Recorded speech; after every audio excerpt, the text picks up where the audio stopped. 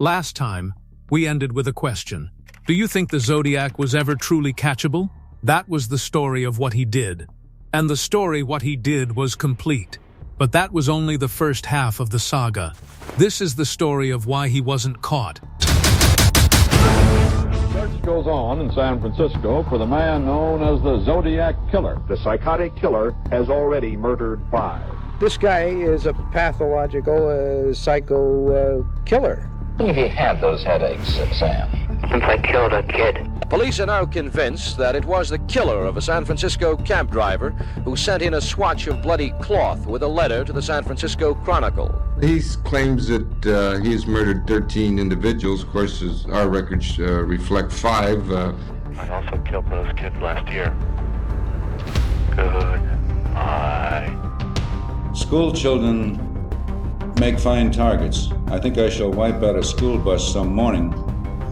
Just shoot out the front tire and then pick off the kiddies as they come bouncing out. The murders terrorized the Bay Area decades ago, and the killer taunted police by sending letters to the media. But now a team of independent investigators says it has identified the Zodiac killer. I always kind of put this in terms of Zodiac being really one of the early terrorists. You're like an animal getting gunned down. It's terrible. Baffled.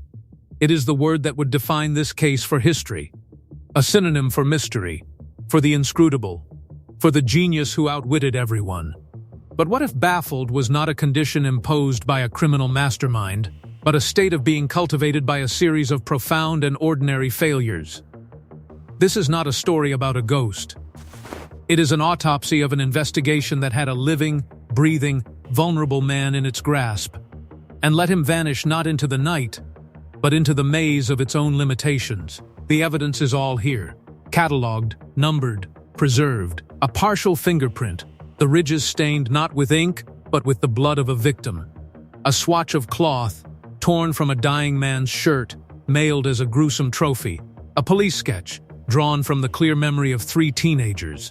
A voice, described as a calm, eerie monotone by a college student who survived being stabbed 6 times. And the words, hundreds of them, taunting, boasting, threatening, in letters sent directly to the police and the press. This is not the file of a cold case. This is the file of a case that should have been among the most solvable of the 20th century. The central, haunting question of the Zodiac is not who was he. It is a far more damning and revealing one. With all of this, why was he never caught?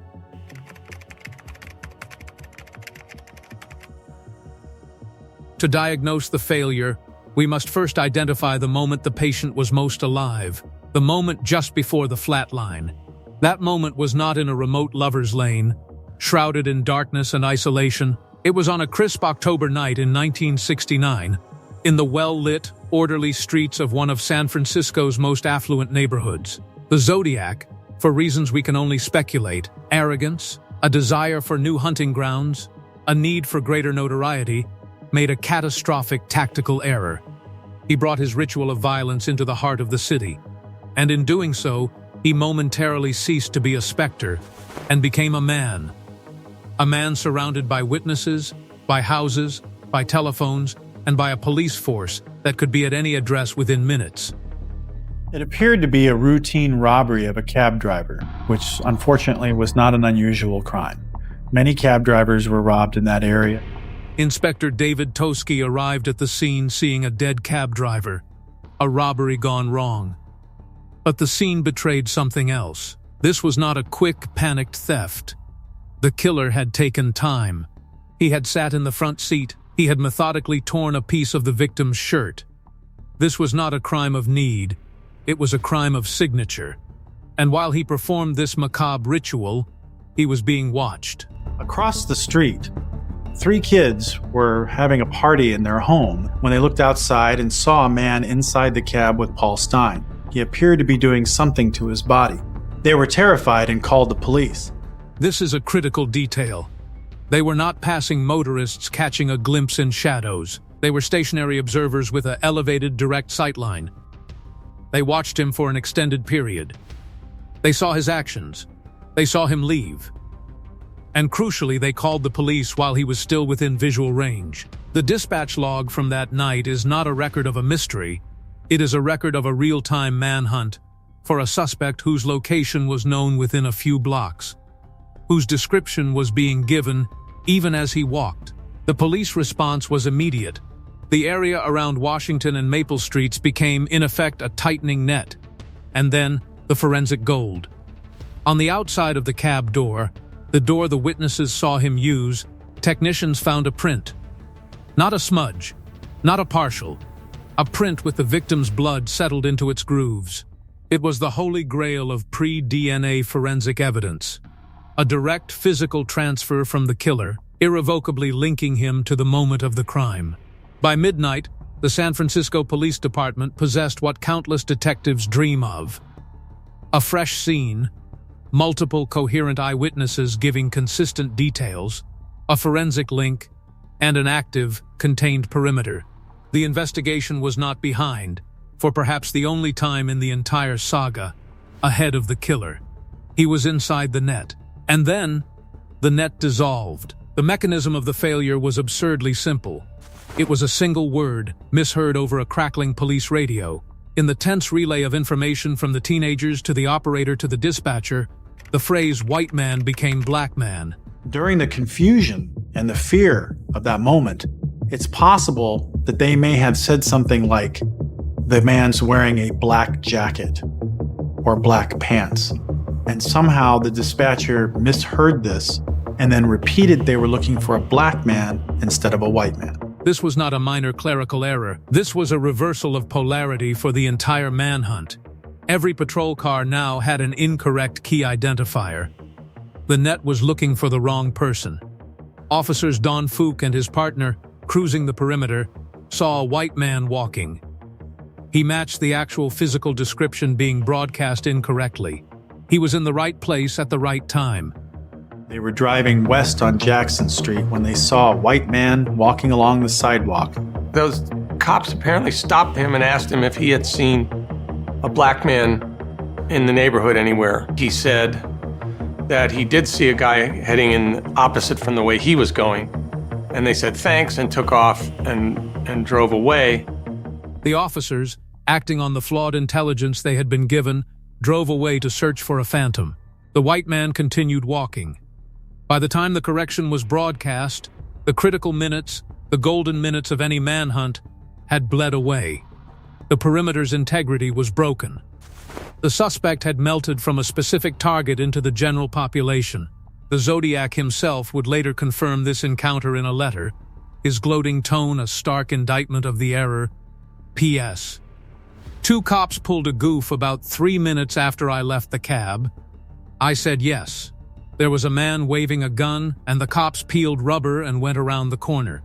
The most significant break in the case was not a clue he left. It was the moment the system, tasked with catching him, malfunctioned at the most basic level. The case did not grow cold that night. It was neutered. The investigation shifted from a proactive hunt with a specific target to a reactive agency sifting through the aftermath. The paradigm had fatally changed.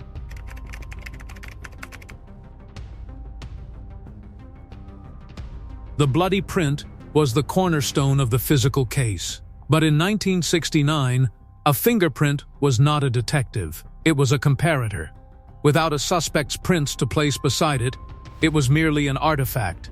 There was no digital network, no automated fingerprint identification system to run it against millions of records. Its power was entirely confirmatory. It could prove beyond doubt that a man in custody was the Zodiac, but it could not find that man in a state of 3 million people. It was a definitive answer waiting for a question that never came. The hand-wringing over handwriting. The letters provided a vast corpus of the killer's unique, boxy, printed script. Handwriting analysis, however, sits in a gray area between science and art. It is subjective. More importantly, like the fingerprint, it is a tool for comparison, not discovery. It required a suspect's writing exemplar. The investigation now entered a holding pattern. It needed a suspect to use its evidence, but it needed evidence to find a suspect. It was a perfect, paralyzing loop. Faced with this, investigators turned to the emerging field of criminal psychological profiling. The portrait that emerged was compelling, but also generic and ultimately unactionable. I imagine he didn't have many friends. I imagine he was probably a loner, resentful, held grudges, that type of person. This profile described not a specific individual, but a type. It described tens of thousands of men in the Bay Area. It described the socially awkward neighbor, the disgruntled coworker, the bitter loner in the apartment down the hall. It gave the investigation a shape for its monster, but no address. It justified suspicion but provided no direction. It was, in essence, a sophisticated description of the very noise the investigation was already drowning in. And then there were the ciphers. Presented by the killer as the Rosetta Stone to his identity, they became the ultimate time sink. The first was cracked in days by a civilian couple, the Hardens, but forensically useless. The second, the 340-character cipher, became a mythic puzzle. Maybe he's brazen enough to put his identity into this code. Or maybe he's just, thumbing his nose at us and making us chase our tails. This was the genius, or more accurately, the shrewd manipulation of the Zodiac. He created a problem that appealed directly to the intellect, to the puzzle solver, to the codebreaker in the Navy and the FBI. It was a labor trap. Thousands of man-hours were poured into decrypting a message that, when finally solved over 50 years later, contained no name, no location, only more of the same violent grandiosity. The ciphers were not clues. They were misdirection. They created a parallel investigation, an intellectual armchair chase, that pulled focus and resources away from the simpler, dirtier, ground-level police work that might have found him. Door-to-door inquiries, alibi checks, vehicle searches in Vallejo. The codes made the case feel like a contest of wits, elevating the killer to the role of intellectual adversary. In reality, he was just a man who had learned to pick locks, and the police were trying to solve an equation when they should have been checking doors. On paper, Allen was perfect. He lived in Vallejo, ground zero for the first attacks. He was an odd, reclusive figure with a temper. He had an interest in firearms and codes. Most damningly, his friend Don Chaney came forward with a story that seemed to be a pre-crime confession. Allen had spoken of hunting people in lovers' lanes and signing letters Zodiac before the murders began. For an investigation starving for a face, Allen's was a gift. He looked the part of the monster in the profile. Inspector Toski focused on him with growing intensity. Arthur Lee Allen looks good because he lived in Vallejo, he lived near the place where Zodiac victim Darlene Ferrin worked, and he supposedly confessed to a friend his desire to commit Zodiac-like crimes and write letters to the local newspapers using the name Zodiac. In 1971, police secured a warrant and searched Allen's trailer and home. They found nothing. No trophies, no weapons linked to the crimes, no bloody souvenirs. It was a clean sweep of absence. Then came the forensic comparisons. The results of the handwriting comparison were disappointing. Toski hoped that they might find evidence by matching Allen's fingerprints to the fingerprints found at the scene of the cab driver murder. Let us be unequivocal. This was not ambiguous. The fingerprints did not match. The handwriting did not match. He did not fit the physical description provided by multiple eyewitnesses. In any rigorous, evidence-based investigation, Arthur Lee Allen would have been formally and permanently excluded as a suspect. The case against him was built on a story. The evidence categorically dismantled it. Yet the shadow of Allen persisted. The entire edifice rested on Don Chaney. And upon scrutiny, Chaney's testimony proved to be shifting sand. Chaney's credibility also suffered because after certain information was published in the media, he would then adapt his stories to include that information. This is the hallmark of a contaminated witness, someone whose memory is retroactively shaped by publicly available facts, not by independent recollection. Then came the knockout blow. When I interviewed Don Chaney, he told me that Arthur Lee Allen confessed his desire to fly airplanes into the Sears Tower, but the Sears Tower did not exist when this conversation supposedly took place. Cheney was alleging pre-crime knowledge of an event and a landmark from the future. His testimony was not just unreliable, it was fantastical. The foundation of the case against Allen was not just cracked, it was built on fiction. Decades later, science delivered the coup de grace. DNA technology allowed for testing of genetic material recovered from the saliva on the stamps and envelopes of the Zodiac letters. Arthur Lee Allen was not the Zodiac. He never was. The tragedy here is twofold. First, for Allen himself, a man whose life was forever shadowed by a crime he did not commit. But second, and more critically for the case, the years of fixation on Allen represent a monumental diversion of resources. This is the insidious nature of tunnel vision. It doesn't just mean looking at one person, it means not looking at anyone else. While the investigative gaze was locked on Allen, the real Zodiac remained safely outside its beam, his identity protected not by his own cunning, but by the investigation's obsession with the wrong man. Allen became a human shield behind which the killer could hide in plain sight.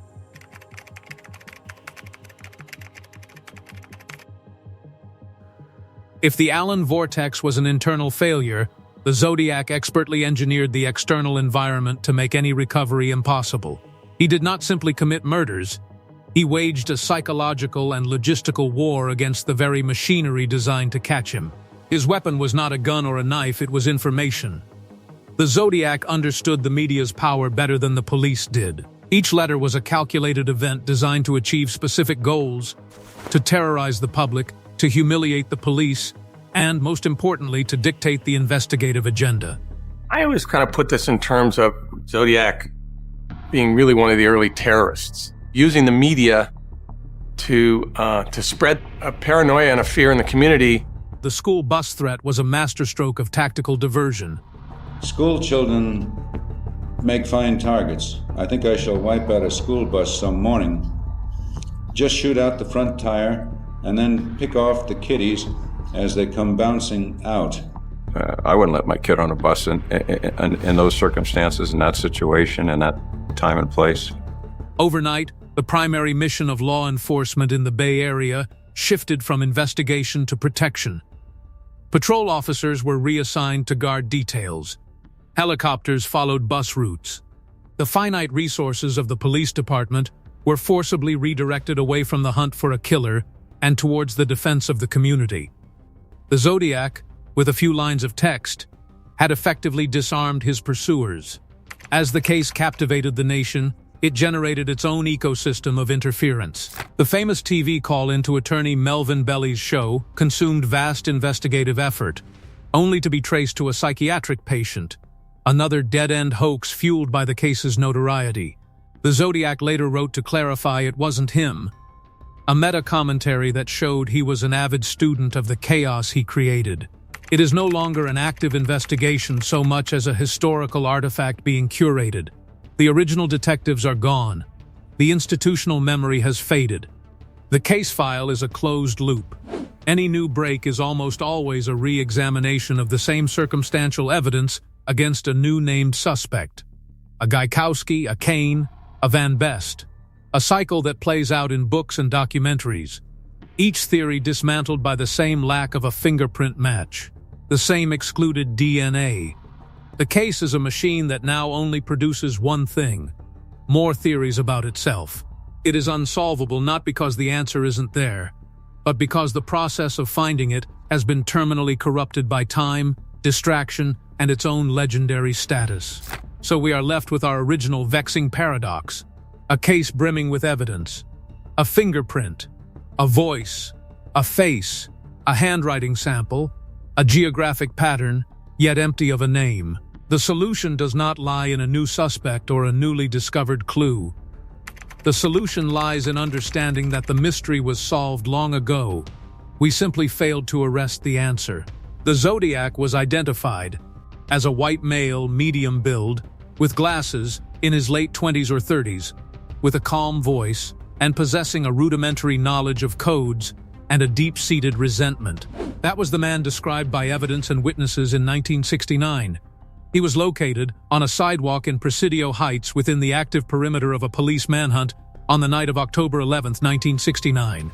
He was then lost, not because he was a phantom, but because a radio dispatcher transcribed a single word incorrectly, because 2 patrol officers acted on that flawed information, and because the investigation that followed became more fascinated with the myth of a genius cipher-sending monster than with the pedestrian reality of a lucky murderer. The unsolvable nature of the Zodiac case is not a tribute to his intelligence. It is a monument to a specific, compound failure. He did not build an impervious maze. He found a house with many unlocked doors and simply kept shouting, drawing everyone's attention to the one door he had securely bolted shut. We may never attach a name to the fingerprint, but we have always known the reason why. The ghost was not in the machine. The flaw was. And long after any hope of an arrest has faded, that failure remains, preserved as perfectly as the bloody print in the evidence file, the ultimate, unsolvable clue to a mystery that was always, tragically, within reach. A clear image lost to the noise of time and error. So this was part 2. Not the story of what he did, but the story of why he was never caught. If you missed part 1, it explores the crimes themselves and the trail he left behind. Subscribe for more in-depth true crime investigations.